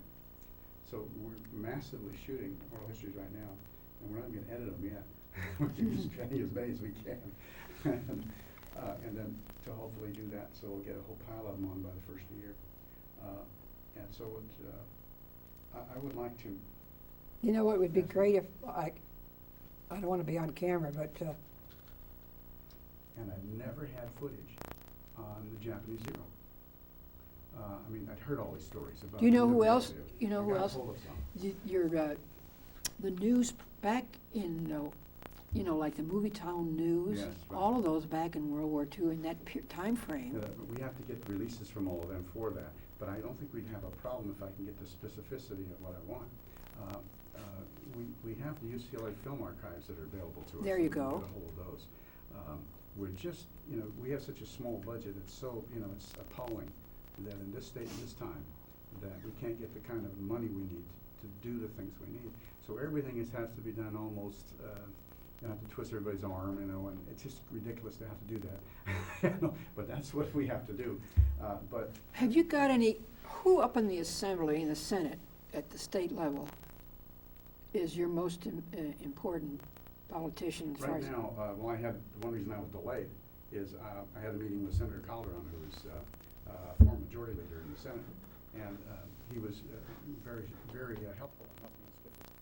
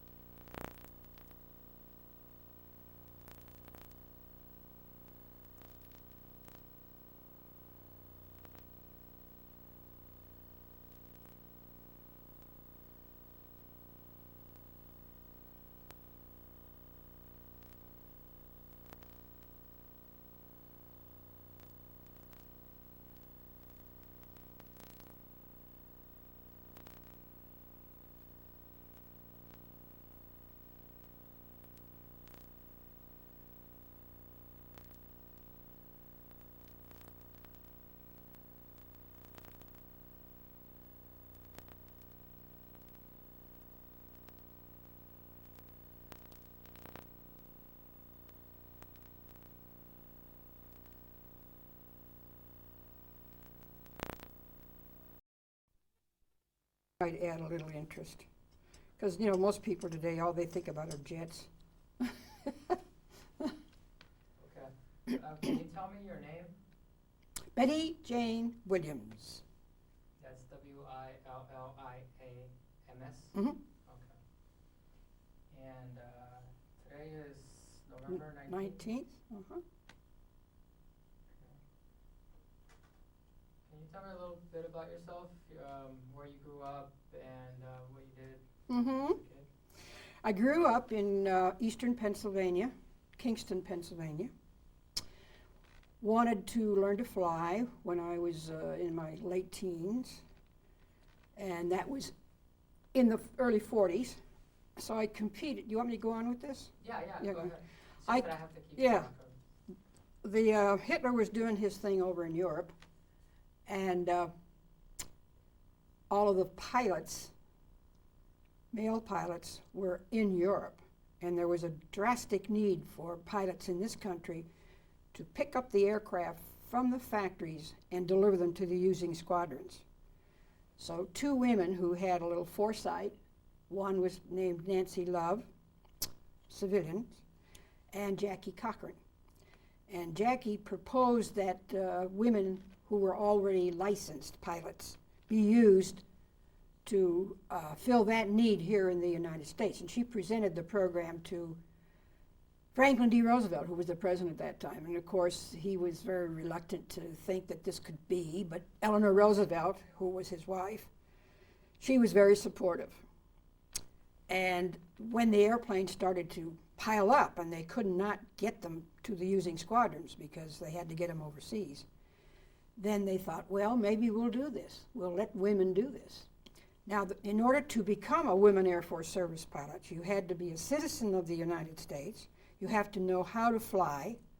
And then if you passed that qualification, you had to be interviewed by either Jackie Cochran herself or one of her staff members.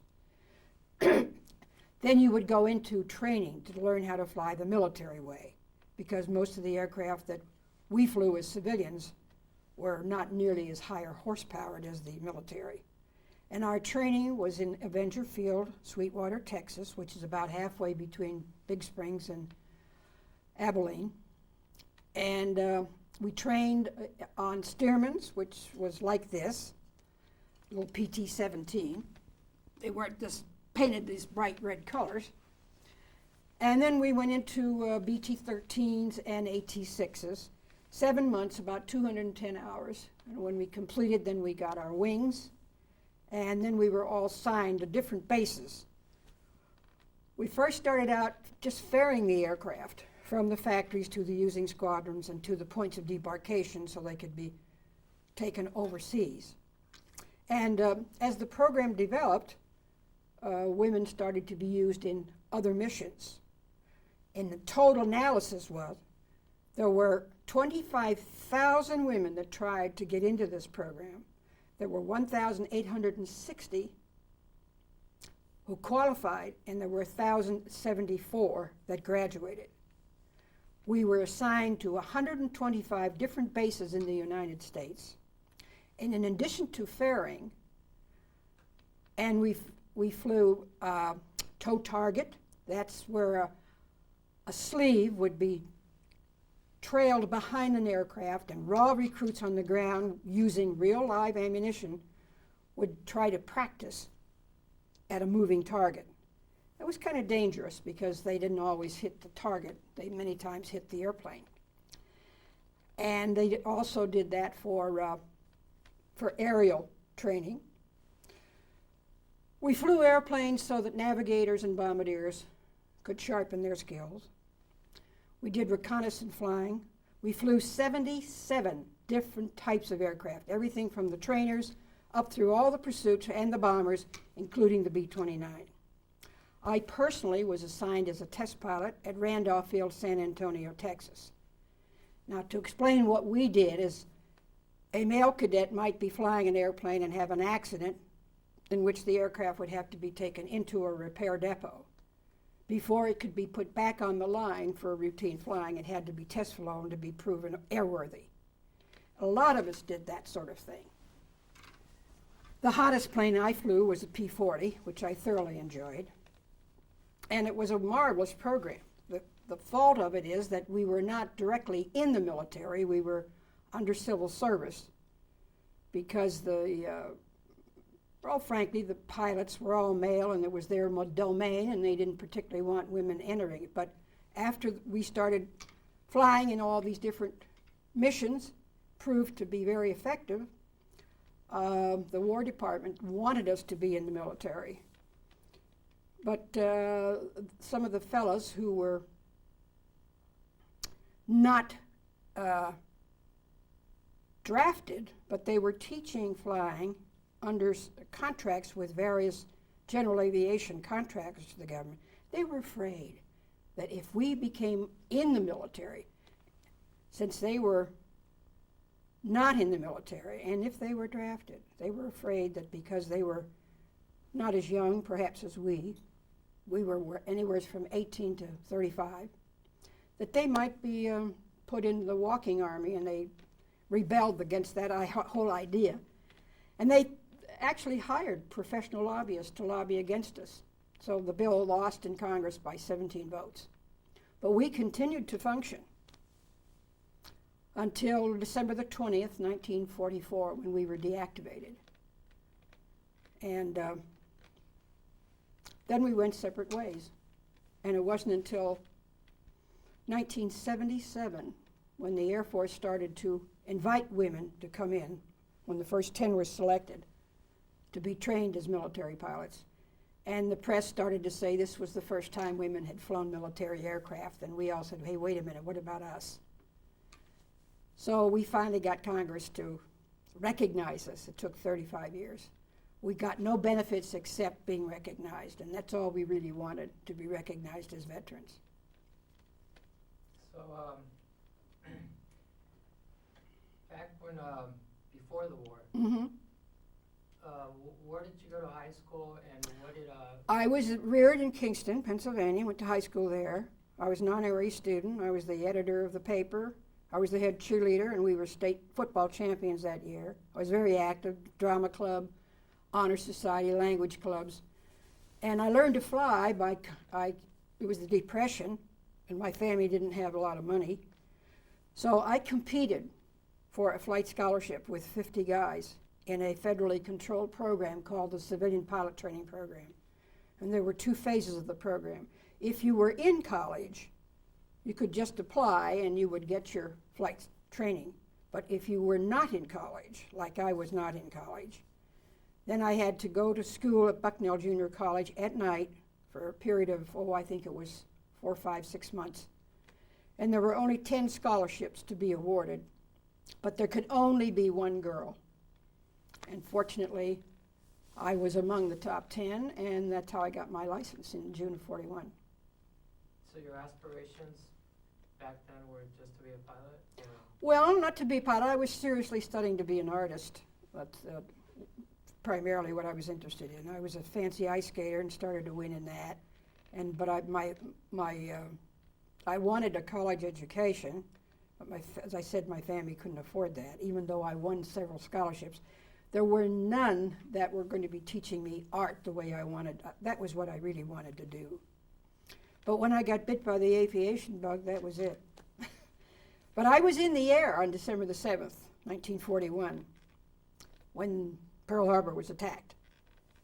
And the minute I landed, all the fellows were around the office, and they said, that's the last time you're going to fly for some time. And I thought perhaps I'd done something wrong, because I was licensed by the Civil Aeronautics Authority.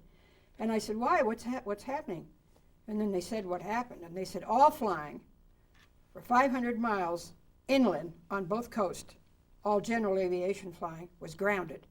And the purpose of that's understandable, because the only thing that was allowed to fly were the airlines. And if they saw anything but the airlines, they would automatically assume it was the enemy. So if you were flying, and if that's your location, you were grounded in terms of general flying. So what happened was an airline happened to land in an emergency at my airport in Fort Pennsylvania. And the guys called me on the phone and they said, "Why don't you become an airline stewardess?" And I said, "Well, you have to be a registered nurse." Now, back in those days, in the 40s, you had to be a registered nurse to be an airline stewardess, they called it. But I called the airline, and it happened to be owned partly by Canada and partly by the United States. It was a Canadian colonial airline. They were the only airline at that time that did not require a registered nurse. And I said to them, "Well, I'm already a licensed pilot." And they said, "Well, can you speak French?" "We have to be able to speak French." I said, "Fortunately, yes."